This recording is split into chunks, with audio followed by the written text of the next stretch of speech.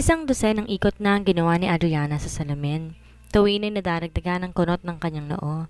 Tingin niya masyadong malaswa ang kanyang suot, hindi pa ang sekretarya. Kung bakit naman di niya magawang tumanggi kay Mr. Abriego, may anting-anting yatang matandang yon. Lahat ng karap nito ay umaayon na lang sa gusto nito. Di makaangal o makapagtanong man lamang. Hapit na blusa ang suot niya, spaghetti ang straps at may darawang drawing na palaka sa dibdib. Ang palda naman niya A-line, maiksi at may slit pa sa magkabilang gilid. Pula ang kanyang slides na 1 pulgada ang takong. Mukha siyang bold star, hindi sekretarya. Ang buhok pa niya lagyan ng highlights, pula at brown. Ang kilay niya inahit ng gusto ng baklang beautician. Ang nail polish niya electric pink. Pero sa outfit naman niya lumitaw ang tinatago niyang kaseksihan. Pubagay din sa mukha niya ang medyo shaggy na tabas ng buhok. Binili pa siya ni Mrs. Abriego ng lipstick na kakulay ng kanyang nail polish. Para na siyang dadalo sa presko ng Scorpio Nights. Aba andeng, masyado ka pang maaga sa club. Puna ng itay niya na makitang ayos niya. Baka naman isipin na magiging boss mo na pakawala ka. Hindi ho, baka nga humaingkit pa siya sa ganda ko Ani niya. Dumalo naman ang inay niya sa komedor. Maanong magbalabal ka naman, baka mapulmonya ka. Binalot ito ang knitted shawl sa kanyang balikat. Ganyan ba talagang yun ang suot ng mga sekretarya? Oo, sabi ni Mr. Abriego, ganito raw sa Makati, palusot pa niya. Tuloy na ho ako, mano po, nay, tay, kaawaan ka ng Diyos. Ingat ka anak, magbaon ka ng unan andeng. Suggestion pa ng itay niya nang nasa labasan na siya. Unan? Baka malako ang boss niya at paupuin ka sa kanyang kandungan. Mabuti na yung may unan. Si itay, nagpapatawa. Hindi ako pagnanasaan ng amo ko dahil bading. Salamat naman sa Diyos kung ganun, anang ina niya. Binigyan na naman siya ni Mr. Abriego ng allowance kaya nagtaksi na siya patungo sa tanggapan ng anak nitong binabae. Ito na ang building na sinasabi mo, miss. Number 312. Wika ng taxi driver na kandaduling sa pagsilip sa cleavage niya. Pakitabi na lang po. Nagbayad siya. Pagpasok niya sa gusali, sinata siya ng security guard. Yun ay para makilati siya ng husto. May appointment ako kay Mr. Abriego sa 12th floor. Wika niya at nagpakita ng ID. Sa elevator naman ay panay naka-business suit ang mga babaeng kasabay niya. Pinagtitinginan siya. Napagkamara na siyang kahanay ni Priscilla Almeida. Pagbaba niya sa 12th floor, binaybay niya ang hallway ng carpeted hanggang makita ang opisina ni Mr. Tristan Abriego, CPA. Sa ilalim ng nameplate sa pinto ay may 2 pang pangalan ng lalaki, pawang CPAs. Sa ibabaw nun ang pangalan ng firm. Binuksan niya ang pinto. Isang lalaking mahabang buhok ang nabuglawan niya. May hawak na mug ng kape at natapon pa ng bahagya ang laman pagkakita nito sa kanya. Hi, bati niya. Pilit ang ngiti. Ikaw ba si Mr. Abriego? Nope. Biglang tumayo ang lalaki. I'm Ax, his associate. Ikaw ba yung secretary namin? Tumango siya. Nakatingala siya sa lalaki at nawalang agam-agam niya. Mukhang masisiyan siya sa kanyang trabaho. Gwapo ang isa niyang boss. Gwapo in a strange way. Mahaba ang buhok, parang kabayo. Pero dahil sa tikas ng pangangatawan at tindig nito, bagay na bagay ang suot nitong damit. At nakadagdag ng apilang mahabang buhok nito. What's your name again? Tanong nito. Tila nagbubunyi ng kalooban. Tila sinasabi sa sarili. Maganda nga ang sekretary namin. Ubod pa ng sexy. Adriana? Adriana Mayuga. Nilahad nito ang kamay. Welcome to our humble firm, Miss Mayuga. Salamat. Di niya tinanggap ang kamay nito. Mali ba niyang nakikipagkamay ito? Buhat naman sa isang pinto, lumitaw ang isa pang lalaki. Mas maliit kaysa kausap niya. Mestisuhin. Kahawig ni Ricky Davao. Very cute. Oo. Usal ito pagkakita sa kanya. Pare, si Adriana, sekretary natin. Wika ng lalaking kaharap niya sa pangalawang lalaki at tumarap sa kanya. Siya si Fritz. Tumango siya. Agad namang lumapit si Fritz sa kanila, sa kanyang legs nakatingin. Welcome to the club! Kusa na nitong kinuha ang kamay niya at niyugyog. Gusto mo ba ng kape? Ako ang sekretary, dapat ako nagtatanong yan. Wika niya. Oo nga naman. Nagtinginan ng 2 lalaki at sabay ng ngumiti. Pero dahil bago ka pa lang, kami muna magsisilbi sa'yo. Wika ni Fritz. Yup, ani Ax. How do you prefer yours? Black or black with cream? Wika niya. Nagkatinginan ulit ang 2 lalaki. Iisang sinasabi ng mga mata. Popol. Okay. Black with cream. Ikaw na magtimpla pare. Utos ni Ax kay Fritz.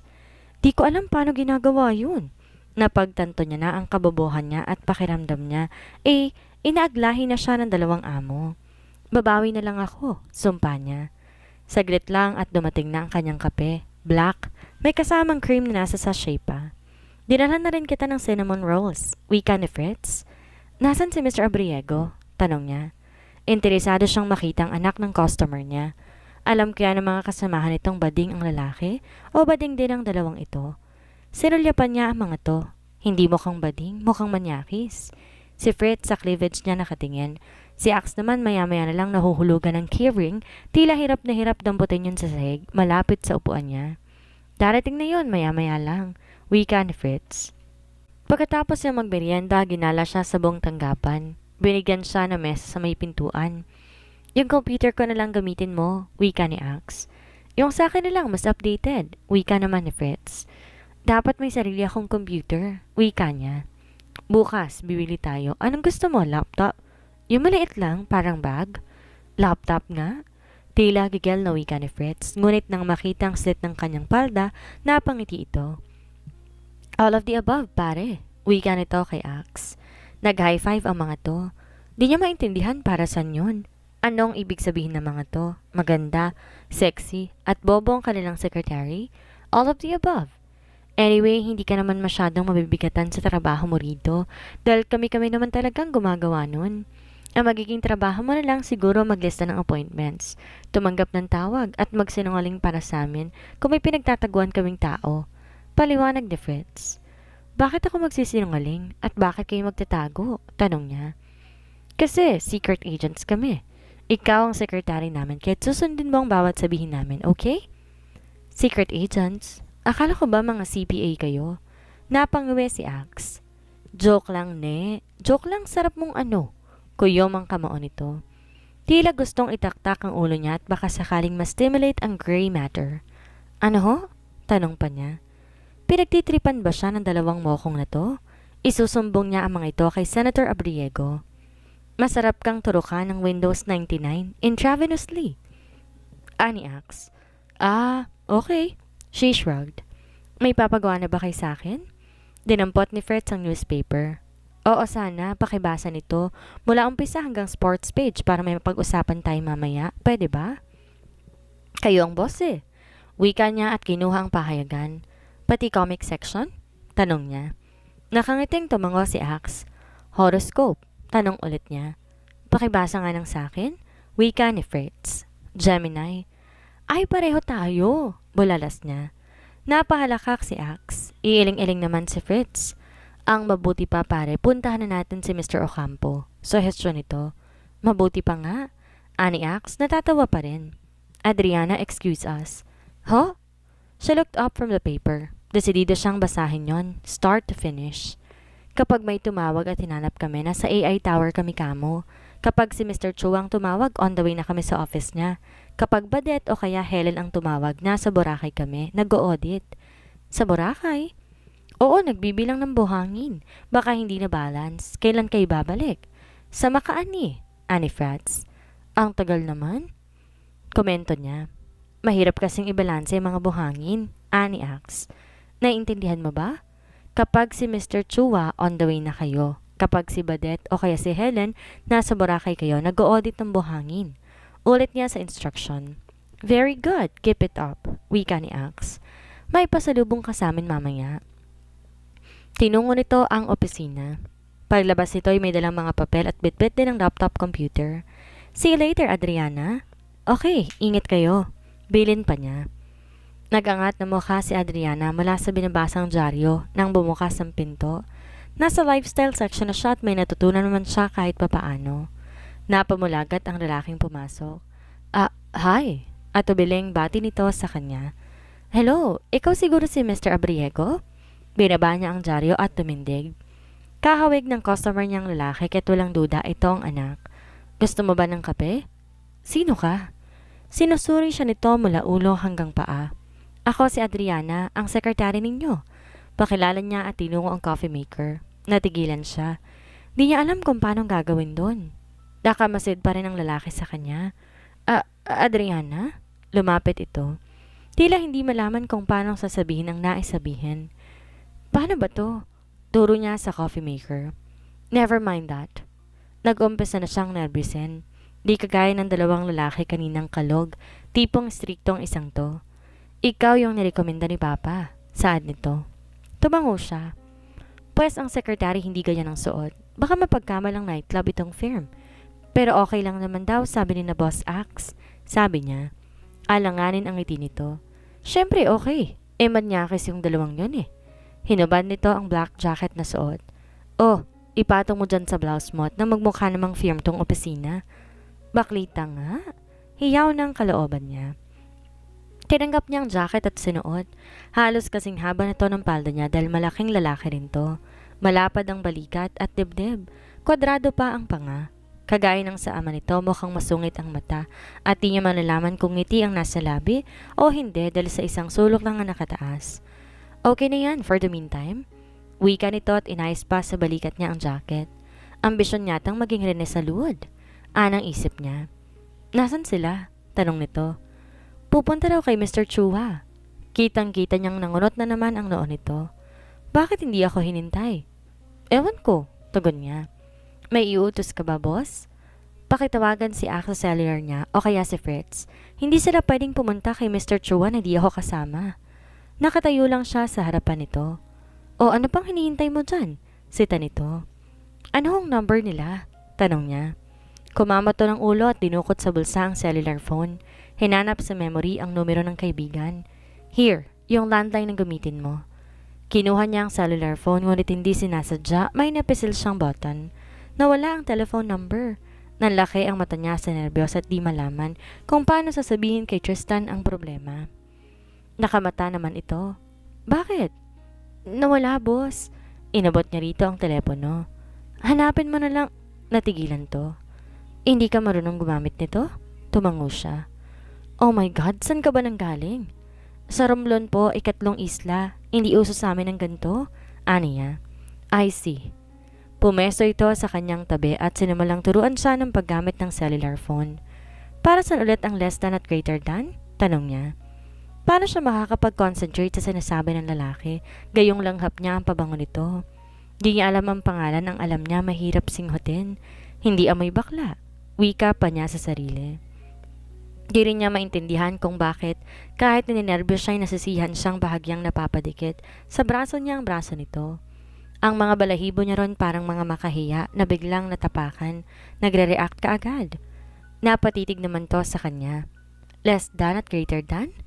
Tinuro niya ang 2 symbols na nakaturo sa itaas at ibaba. Hindi ba less than at greater than ang mga yan? Tinuro yan sa amin nung elementary ako.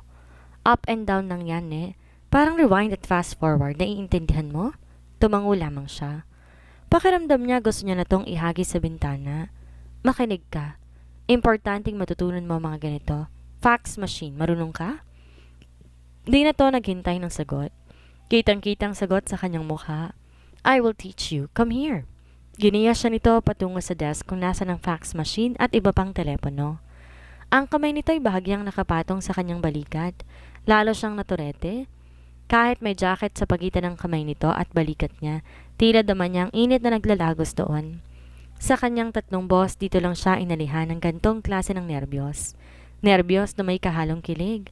At di niya malaman kung bakit kinikilig siya sa isang baklita. Sa kanya naalala ang kanyang misyon.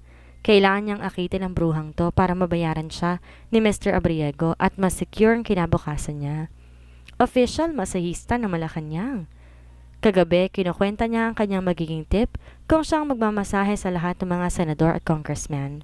Pero paano niya aakitin to gayong ibinalot na siya una pa lang? Are you listening? Tanong nito. Kanda explain to sa mga functions ng bawat button. Mukhang nakatunganga lamang siya. Ha? Nakatingal lang tanong niya. Ha? Napatunganga rin ang lalaki. Bigla tumunog ang isa sa mga telepono. Napatitig siya sa desk. Di malaman kung alin sa mga telepono ang tumutunog.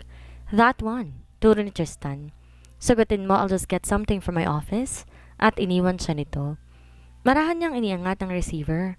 Hello? Articulate at friendly ang babae sa kabilang linya. Hinahanap si Mr. Bustamante. Naalala niyang si Axion.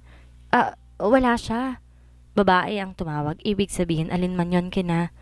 Nalimutan niya ang pangalan ng mga babaeng pinagtataguan ng kanyang amo. Nasa Boracay kasama si Mr. Manson. Boracay? Bulalas ng babae sa kabilang linya. Mr. Chu is expecting them. Ha? Nasabi na lamang niya. Di malaman pa na babawiin ang sinasabi. Kasi, nagbaba na ng teleponong kausap niya. Lumabas si Tristan. May hawak na mga folders. Sinong tumatawag? Babae. Sinong babae? Bakit di mo tinanong ang pangalan? Nalito ko Nawala sa loob ko. Totoo naman yon. Nagiging absent-minded siya kapag nalilito. He sighed. Sa susunod, itatanong mo lagi ko sinong caller. Ano bang sabi? Hinihintay sina Ax ni Mr. Chua. Naalala niya na ako saan patungo ang dalawa. Kay Mr. Ocampo pala sila papunta kanina nang umalis. She corrected her mistake. Tira na kay nga na malawag ang lalaki. I see, hindi bale, babalik ang dalawang yon. Bigla na namang nagring ang telepono. Si Tristan ang sumagot ngunit bago yon sinabihan siya nito. Watch me, okay? Tumango siya. ABM Accounting, may I help you? Anito sa malambing na tinig. Ngunit kahit ganon hindi niya to mahahanapan ng trace ng kabaklaan. His voice was soothing. Parang gugustuhin ng kausap na ipagtapat na buntis to ng 5 buwan, kahit hindi. Ngunit saglit din lang pagiging malambing ng tinig nito. Biglang napatuwid ang likod nito. Tila nalito ang anyo habang nakikinig sa caller. Hindi to makapagsalita dahil naman yata hindi makasingit sa nasa kabilang linya. Ilang saglit din lang at nakita ni Adriana. Ginitilan to ng pawis sa noo. Dumukot sa bulsa ng slacks para sa panyo. Ilang beses na nagtatrangka itong magsalita ngunit hindi natutuloy. There has been a mistake, sir. Finally ay nasabi nito. I'm here, not in Boracay. Napalingon to sa kanya. Tila pinayapang kausap. Inassure na darating ang mga to ngayong araw ding to. Right away, sir. I'm very sorry, sir. It won't happen again. I assure you. Natapos ang phone conversation. Hinarap siya ng lalaki. Bakit sinabi mong nasa Boracay sina Ax? Yun kasi yung bilin niya kapag may naghahanap na babae. Babae yung tumawag kanina kaya sinabi ko ang bilin nila. Sekretary yon ni Mr. Chua. Kamuntik na kaming mawalan ng kliyente. Kung nagkataon wala kang susweldohin. Anito. Alam mo, may biniling kumpanya si Mr. Chua at apurado siyang maipasuri ang libro noon kaya't kinuha niyang serbisyo namin. Sorry boss, di na mauulit. Sumpa niya. Never mind. Hinilot nito ang sentido at ang noo. Marunong ako magmasahe boss. Presenta niya. Pagkakataon na niyang gisingin ang pagkalalaki nito. Agad siyang pumesto sa likod ng inuupuan nito at bago pa to makatutol minasahe na niya ang ulo nito. San ka natuto niyan? Tanong nito. Sa amin ho. Hilot ho sa aming baryong inay kaya't natuto na rin ako.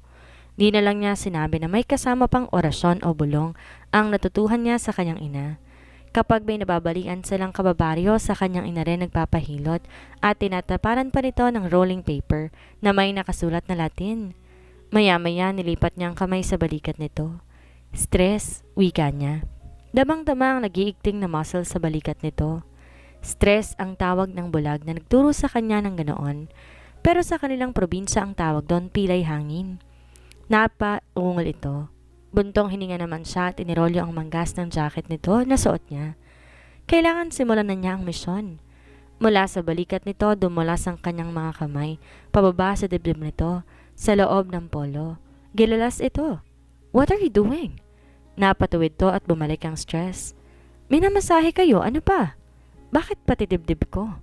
Animoy dalagang na chance nga ng anyo nito. Dahil may stress din sa dibdib? Pinag-igi niya ang paghimas doon.